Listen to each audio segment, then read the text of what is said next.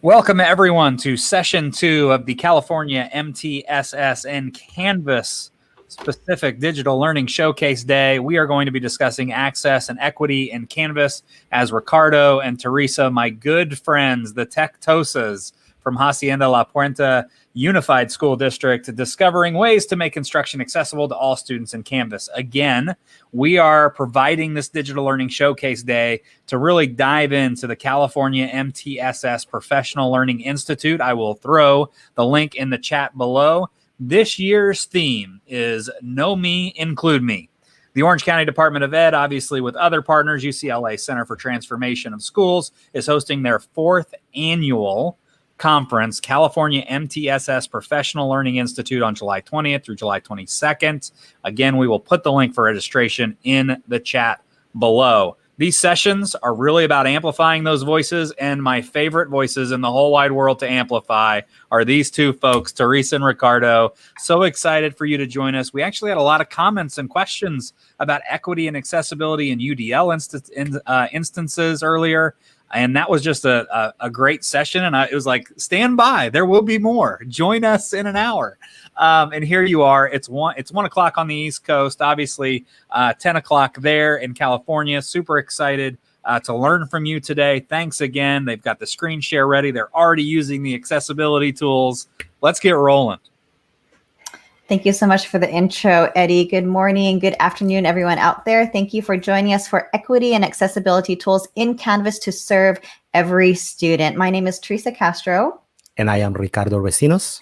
And we are both technology teachers on special assignment from Hacienda La Puente Unified School District. And we wanted you to be able to follow along with us today and also be able to access this material later on as well. So Ricardo's going to take us into that. And I know Eddie is going to help us out putting that link out there for you. But we do have a bit.ly over here and also a QR code that will take you straight to our Canvas Studio page that we created for you. Again, you do have the link. And let me show you what that looks like. So that's going to take you, let me move this out of the way, into into this page right here that has access to our presentation. So you're going to have access to it. So no, you don't have to worry about trying to take screenshots. Everything is going to be there for you. And here we wanted to make this a little bit engaging for you. So we do have a Padlet, and Teresa is going to talk about the Padlet right now. Perfect. So we have this Padlet provided for you so that you can interact with us now during our presentation, but also afterwards as well. We'll be revisiting this as well. So the first one is any aha moments, things you liked or learned or would like to try. This is a great place for us to collaborate here. Questions that you have. You can, of course, add your questions with whatever platform you're using to watch us right now, but you can add them here and we'll go back and make sure to answer them. And we also can answer each other's questions as well. Suggestions and resources. We might have experts that are here joining us already who know much more than we do. So please feel free to add your resources here. And we've also added our Canvas course with our presentation in here as well. So please feel free to fill this out at any time and we'll go back and respond to you as well. Padlet is such a great tool, and notice that we decided to embed it inside of Canvas, so you have no need to get out of the Canvas resource page. You'll be able to access and add your questions right in here. We did this presentation of something similar for our district before, so you do have access to that recording in here. You'll hear us talk about Canvas Studio, specifically Canvas Studio Captions, so you'll have that access to that presentation we done before. We also added how to add captions in Zoom in here. We think captions are so important when we talk about accessibility. And finally, we have any resource that you see today, you have the linkable links over here for you to just click and be able to get to them. And finally, our contact info, our emails, our social media. Again, we are from Hacienda La Puente under the direction of Assistant Superintendent, Dr. Judy Fancher. With that, I'm going to go back to our presentation right now. If you give me a second. So as Ricardo goes back into our presentation, we were thinking yesterday, before we get into what we're doing right now, we have to really define what accessibility is. And we were going back and forth last night, so many definitions out there for accessibility. And I was thinking to myself, my husband is an engineer, and when we drive around, he points at buildings and he says, that's not accessible, that's not accessible. And he's referring to ramps, lifts, things like that, tools that help give access to people to get into buildings where we want them to go. So this is the same thing for education. We want to have equitable access for all students to be able to access the instruction, curriculum that we want to provide. And I think Ricardo also found a great definition as well. We were trying to define it ourselves, and we finally ended up going back to the OCR, the Department of Education. And accessibility is just giving the same opportunity to acquire the same information, to engage in the same interactions, and to enjoy the same services and opportunities. And that's what we're going to try to focus on as we do our presentation today. Absolutely. It's really just acknowledging those barriers and giving students the tools to work with them, work around them, to be able to have equitable access to our material, right? So of course we're here because of NTSS, which we've been working with for years and years and years. We know this is not new for anyone, but we're going to be focusing here in Tier 1, where we design and differentiate material for all students in all settings. And these are the tools that we are using right now. And again, Teresa and I have had the chance to present about accessibility. Honestly, we could spend hours talking about all of the tools that you could find under Microsoft, under Apple, all of those different extensions for readability, for readers, and so on, under Chrome, and so on and so on. But today we're focusing on tools that our district used with Canvas as our official LMS. Definitely. And if, of course, you want to know more about all the things we're going to share, join us on, I think we're on July 21st with the conference that Eddie mentioned earlier. So here's a quote that really hits home for us. Students would rather go without than stand out. We need to move from assuming access to ensuring access in classrooms. And this really hit home for us because Ricardo and I were both ESL students when we came from other countries and we came here to learn. And so I really asked Ricardo to share this really powerful story that I think applies to him, but also to a lot of our students today. So Ricardo, if you don't mind. Yes, I read the quote and it said, rather go with that than to stand out. And for me, it was I wasn't given the chance to have that access. I came here when I was 16 years old from El Salvador due to the Civil War, went to a high school in East Los Angeles, Garfield High School. And I remember I was given an assessment on what I knew in math and in English, but it was given to me in English. I didn't understand anything. So they assumed that I didn't know anything. I still remember my high school counselor at the time saying, pobrecito no sabe nada, which means he doesn't know anything. And because of that assessment, I was placed in remedial classes and I stayed there. I didn't have anyone to speak for me until I had this high school college counselor and a teacher that you might know by the name of Jaime Escalante. If you ever watched Stand and Deliver, they came into my homeroom, they talked to me, they took me out of that classroom, gave me assessments in my language, and that basically changed my life. So when I think about accessibility, that chance that I wasn't given, right? And the chance that we can give our students. So as you can see right now, Ricardo changed the subtitles at the bottom. They're in Spanish right now. So you can just imagine him as a student back then and our students right now who are maybe new to the language. If he had this tool, what a huge difference this would have made for him. So that's how we picked our tools that we're going to share with you today. There's so many, but we just got to pick a few, and we picked the ones that we thought would make the most impact to our students who are having those barriers right now. So our goal overall, beyond what we're doing right now, is all technology and required instructional materials are accessible to all students, and that is why we're here today. Yeah, and think about me as a student being able to follow and to be to feel part of that classroom and be included in that classroom by following just the captions, right? But this does so much more. You can have the student next to me following along in Mandarin, while the one next to him is following along in French or basically any language. And I remember we used this in one of our elementaries. We had two students that had just came from China and didn't speak English, and they felt lost. They did not fit in. They felt alone. The teacher was trying to be helpful. They put a student that spoke Mandarin to try to help him. But now this particular student was also falling behind because he's trying to help these other two students while trying to do his own assignments. So we brought in this tool, which is just through Office 365, and you could see the students' faces just light up when they felt part of the classroom, where they could understand, where they could ask questions on their own language, and the teacher will see it in English. So that's such a great tool to have. So let's go ahead and go over our objective for us today is to discover ways to make instruction accessible to all students in Canvas, regardless of level, language, and disability. Explore built-in tools that provide an inclusive experience for every user. So that's why we chose our tools today. These are things actually in Canvas that you could do today if you have Canvas. So that's what we're going to spend our time on. One of the ones that you're going to see is Immersive Reader, which is a great tool by Microsoft that is actually included in all Canvas pages. And I wanted to give you a sample. One of our students actually using Canvas and Immersive Reader. Earthquake.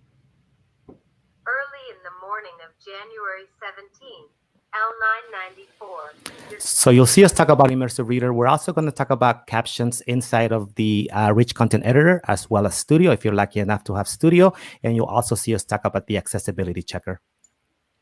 So to be clear about our purpose today, again, is to discover all these ways to make instruction accessible. But we're going to be going over these tools like what Ricardo mentioned, Immersive Reader. And this is also a hyperlink. And you want to touch on that? Oops, sorry, I don't know what happened there.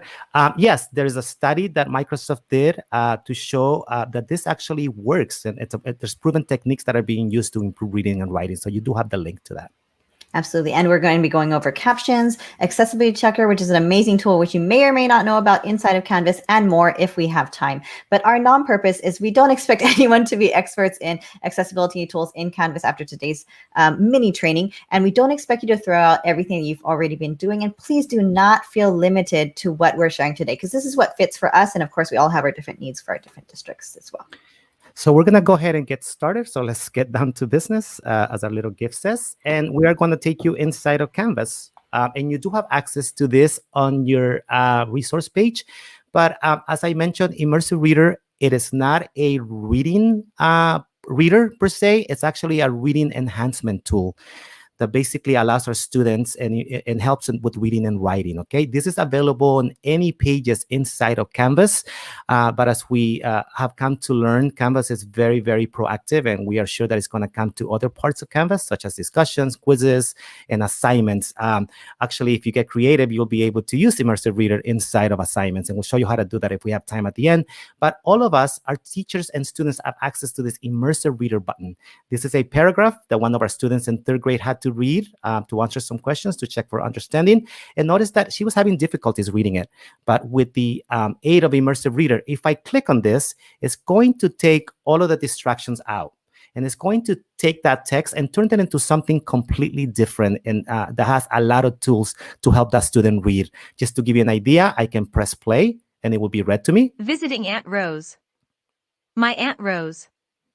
My aunt. I have the ability to click over here, and if I needed to read at a slower pace, I can do that. Or for those students that might be at a higher reading level, they can increase that reading speed. You also have the ability to add female and male. That in itself, it's a great support for our students. But Immersive Reader does so much more for us. I'm going to go up here to our different options, and let me go to text preferences. I want you to see that when I click on it, I can increase the size for our students. I can increase or decrease the spacing if that's going to help me read this, okay? I also have the ability to change the fonts. Comic Sans is very close to handwriting, so I always like to keep it on that particular font. And also you have the ability to change the themes. Maybe the white doesn't work for me, but maybe using a blue. I know for Teresa, this wouldn't be helpful at all. She can't read anything that is with blue background. But for me, I can change the colors and switch it around to be able to read this and to be able to access this information. I'm just going to go to black, just kind of similar to my Kindle. And also, this automatically makes it easier for me to read. But there's so much more. Let me go to grammar options right here. I'm going to click on it. And notice that for me, as a ESL student, or maybe that English language learner, okay, the ability to come over here and click and now see all of my nouns in purple. Oh, see all of my verbs in red. See all of the adjectives in green and adverbs in a different color, and also show the label. Now this is helping me not only understand, but also acquire the language. At least this for me would have been huge, okay? So this is kind of a big part of Immersive Reader. You also have the ability to show the syllabus if you wanted to. So again, think about that elementary grade level student that might benefit from this. And finally, my favorite part, the reading preferences. I'm gonna click on it. This hits home because my daughter, who now is in 4th grade, had difficulties concentrating when it came to reading, and the ability to have line focus, to just click here and be able to now focus on that particular line as I go through it, really made a big difference for my daughter when it comes to helping her read. So you do have the line focus. I didn't mention the picture dictionary, but I can come in here and I can click anything and notice that I'm going to get a picture dictionary. available for me. And then finally, the biggest one, the one that I think made such a big difference for someone like me, the ability to choose a language in here. And there are so many languages. And my, Immersive Reader uses artificial intelligence. So the translation is really, really good. As a Spanish teacher, I compare it to the way I will translate, and it's very, very close. But let me go to Spanish so you see this. I'm just going to go to Mexico for this particular.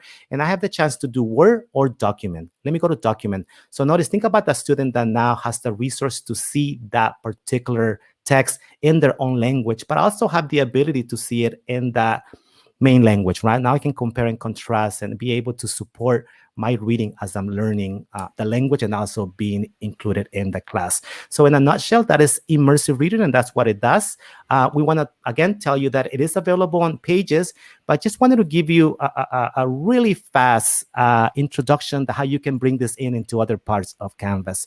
You have the ability to use it. Maybe you have an online assignment, and if you get creative and you embed that document, this is just a Word document that I embedded. If we have time at the end, we'll show you how we did this. But we have these questions that the kids are going to be answering. But if I go to the bottom, notice that I have the ability to open this up. And now Immersive Reader is right there available for me. So I have the ability to do that. Our district is lucky enough to have Office 365 cloud assignments as part of our assignment type in Canvas. So just to give you an idea, our students will click on the assignment.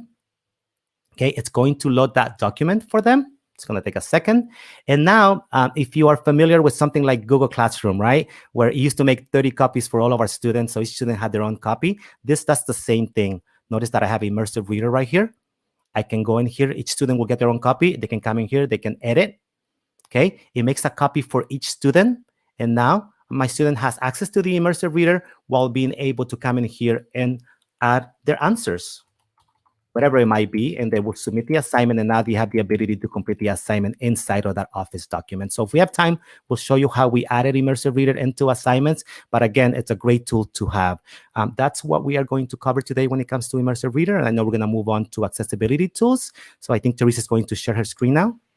Okay, so but before we share my screen, I just wanted to touch on Immersive Reader really quick, because it's such a powerful tool. Because of course, in the beginning, you have to teach the students how to use it, but this is not something extra that the teacher has to do. So when you're providing instruction, you just go on as normal, and the students have this in their tool belt to use so that they can access whatever you're trying to provide, if it's help with language, how to read material, things like that. So it's not something extra the teachers have to do once they teach students how to do it. The students, pretty much self-serve and help use this as a tool to access what you're trying to provide. So just want to, add that in there as well. So I'm going to go ahead and start with accessibility checker. If we can share my screen, please.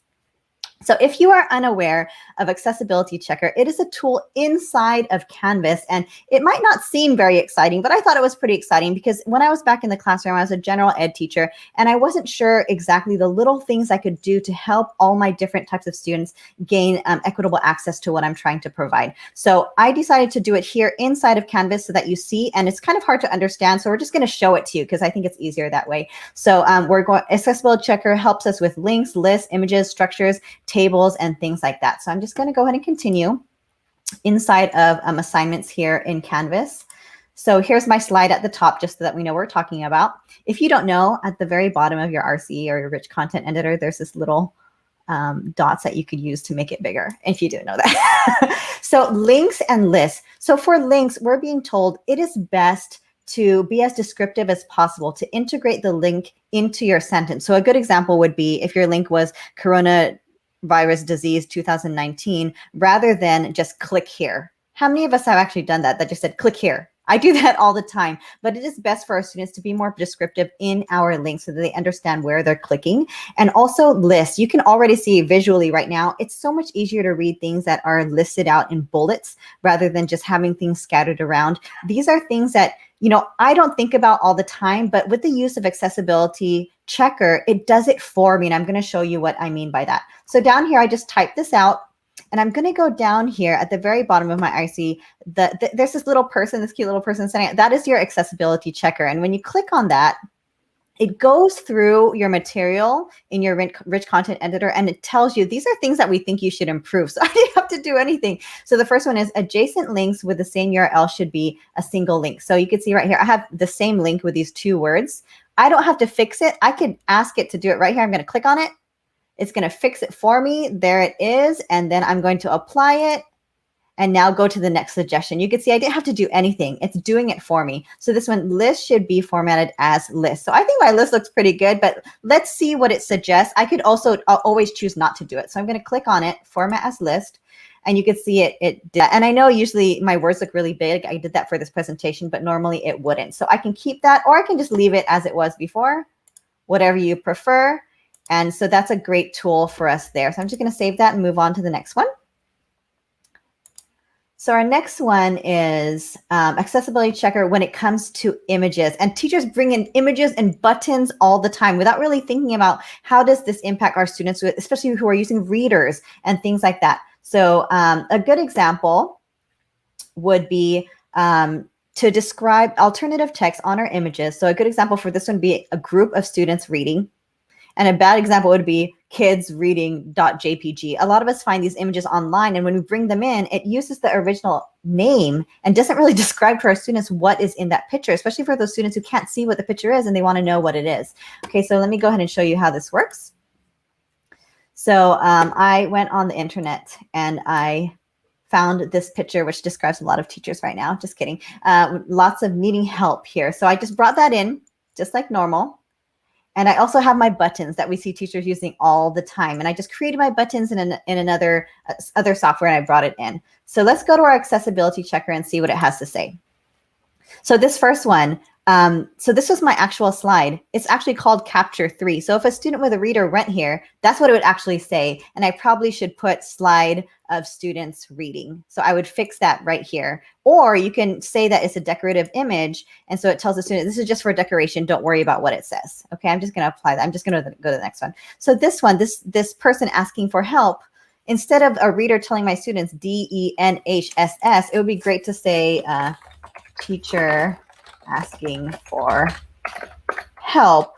And so when students go over that, it actually tells them what is in the picture. So I'm going to apply that. And the next one, these buttons, I don't want it to say photo 496. I want it to say what it's actually saying. I would say Tuesday, apply. And I would go through all the different ones for that. So that is for images. Let me move on, almost done. So for this next one is headings, the structure. When you read a lot of text, it's very overwhelming for a lot of people, especially a lot of students. So it's good to use different sizes and different formatting. So I'm just going to go ahead and show you what that is. So let's go to edit. See up here at the very top of your rich content editor, you can use different formats right here. But if we also have the accessibility checker, which will give us suggestions as well. So I found this article online. Let's see what the tool tells us to do. Headings should not contain more than 120 characters. So you can see my heading right now, it's pretty big. Usually your titles and headings will be a lot shorter. So I can choose to alter this, make it shorter, or you know what, maybe I want to leave it. Let's see what it does. Oh, it kind of turns it into paragraphs and now it blends in. So maybe I don't want that. But it's great to know that, you know, maybe this is something that I should put a different title for and things like that. Okay. So let's go ahead and go to our next one. And this one right here, tables. We do tables all the time, especially when it comes to showing schedules. So here's a schedule right here. And I'm going to go ahead and edit this so that we can use this tool and see what it tells us. Okay, so one of the issues here is it says table should include at least one header. So I do have headers there, but they don't stand out. It kind of just all blends into itself. So let's see what it does for us. So let's say it's a header row. And I know you could barely tell because it's in blue right now, but let me go ahead and close it so you can see. Oh, just kidding, because I didn't actually apply it. So the header row, actually, I'm going to stop right there. I'm going to apply it to header and column. So header row means that it's going to highlight that header row and kind of bold it for you to make it easier to see. Header column actually makes the stuff on the left, the column, to be bolded and stand out for you. I'm going to choose both and show you what it looks like. So I'm going to apply that. And you can see right now my headers are now in bold so that they stand out a little bit better. And my headers on the left are also bold. So that stands out to the students too. It's a little bit easier to read. And another suggestion, which it didn't do for me right now, if I didn't have a title here, it would tell you to put a title as well so that the students know what this table is about. Okay, so I'm going to save that. And I believe, let me just check that I don't have another one. Nope, that is all for the accessibility checker. Okay, go ahead. Thank you, Teresa. We're gonna finish talking about captions, and Eddie, if we can share my screen again, that would be great. Thank you so much. So again, rich content editor, such an amazing tool, available in Pages, discussions, I mean, anywhere in Canvas. Okay, so let's go ahead and go to the rich content editor, and I'm just gonna call this test because I want you to see how captions will work. Our district is lucky enough to have Studio. And Studio makes this a lot easier. And if your district does not have Studio, we highly recommend to look into it. And we'll show you what that looks like and how easy it is to add captions. But if you don't have it, through the rich content editor, think about how powerful video is. Not only for that teacher to be able to create those connections, especially during distance learning, being able to see that face, right, and hearing your voice for our students, but also for our students to be able to show mastery through video. Maybe the one that is not writing a grade level, they could show that video. But in addition to video, you have the ability to add captions to that video. So I'm going to go into the rich content editor, and I'm going to click. And in here, I have the ability to record. So if I click record, it's going to open my camera, and I'll be able to record a video. I'm not going to do it right now just because we don't have time, but I'm going to add a file with the video already that we created. And what I want you to see is once you add that video, Canvas is going to ask you, do you want to add captions or subtitles? So I have this student in my class that does not speak English, just came from another country, Latin America. So I can come in here and I can say add captions and subtitles, okay? I'm going to select the language, and I'm going to pick English first, and I'm going to add the file. On our Canvas course page, we have added access to a template or how to do this. It's very easy. You just add what you are saying in the video and at the right times. So I'm gonna add that in there. So it's in there, and let me add the Spanish one too. Let me look for Spanish. I have my file already. Again, you do have the template available. So I'm going to add it in here. And let me add the Spanish one. And notice that now I have access to English and Spanish. So now I'm going to submit. So now that video for that student has the ability to come in here, and notice that I'm going to play it. Hey everyone, I'm Teresa Castro, and I'm excited to be here with you today. And I can switch it Let's to Spanish. Get started. And if I switch it to Spanish, now those captions will be Hey everyone, Spanish. I'm Teresa Castro, and I'm excited to be here with you today. So a great option to add captions inside of the rich content editor. I mentioned Studio before, and I just want to show you that if you do have Studio at your district, you have the ability to create collections of videos, whether are videos that you created yourself, videos that you brought in from YouTube, videos that you added from anywhere. And this gives you the ability to actually bring those videos and automatically add captions in English. So you wouldn't have to write those captions. You just have to correct them once it does it for you, but it automatically does it for you. So now that I have it set up, I can play it. I can come in here. We're going to be learning about I can turn the captions on, and notice that they're automatically added inside of my video using Studio. So a great tool to have. We highly recommend Studio, okay? As I mentioned, Canvas is always adding new features and so on and so on. So I wanted to show you a couple of things. This came in last month. If I go to my account and I go to settings, you now have the ability to add or to actually enable auto show closed captions. So any video that has caption that is available in there, you can come in here. It's disabled by default, but you can go ahead and hit enable, and now you're going to have that in there. So very powerful tool to have in there. Something that also our students really appreciated in our classes, and I'll show you that right now, is our teachers started using emojis.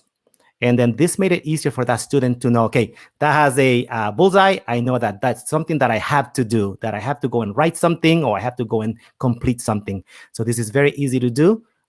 For us, if you're using a Windows machine, I can just come in here to an assignment. I'm going to say no right there. And just hitting Windows period will bring the emoji keyboard for you. So you have the ability to come in here and just add emojis if you wanted to. And that really, really helped our students and also our teachers when they were using assignments inside of Canvas. That was a big one. And finally, one that we saw that was a big help for our students too was the calendar. Sometimes by default, our students will go to our calendar and notice that they had so many assignments. I mean, I'm just going to go to any particular date. And there were all these assignments that were due. See, here we go. And they didn't know what was due and what wasn't due and so on and so on. And we noticed that they started using the agenda view. And the agenda view gave them a better view of what was due by day, what they had completed, when it was due, and so on and so on. So this was also a great tool that Canvas provided. Finally, something that you might have noticed when you go to your settings, you can click on it. You can use high contrast if you have difficulty seeing something. I have it turned on by default. Let me turn it off, and you're going to see that it's going to switch the way my canvas looks. Notice how we changed the colors for it. So I always have that on because it helps me with the high contrast. And I'm going to reset it, and that will change the way it looks. So again, that was captions, that was emojis, that was the contrast, and these are all great tools that you can use. And I know we're almost running out of time. Teresa, is there anything that I miss? No, there's so much we want to share, but again, we'll be sharing more at that next conference in July, at the end of the month. Again, if you want to get in touch with us, our information there is in our Canvas course that we shared it earlier. Please email us at any time. We'll be happy to hear from you. So thank you so much for joining us today. You never run out of time, Ricardo and Teresa, just so you know. We could be here for hours with you folks because of all the great resources you share. And a short teaser then. Join the MTSS, the California MTSS Professional Learning Institute. Their conference is coming up. This year's theme, Know Me, Include Me. We've got the links all in the comment section below. Make sure you check those out to register for that conference happening on July 20th through the 22nd. I can't thank these two enough. They are fantastic presenters. They always bring the heat in every session that we do. Lots of thanks coming in over the social media side. Misty here says, thank you so much from our Facebook page. We appreciate you so much. We're here all day with California, and there are so much more so much more stuff to share, so many more sessions to look at, including the next session, PBL and PL, supporting learners through best first instruction. I cannot wait to dive into that section as well. Join us, share, like, do all the things that will allow your administrators, your other teachers, people in your PLCs and PLNs, your professional learning communities to get involved in today's session. Absolutely. Thank you so much from Ray. This was awesome. Thanks. That's exactly how I feel, Yar, every time these two folks get on the screen with us on a Canvas live stream. More to come, obviously, all day today, celebrating California and Canvas and the MTSS. We'll catch you on the next live stream coming up in about 30 minutes, right at the top of the hour.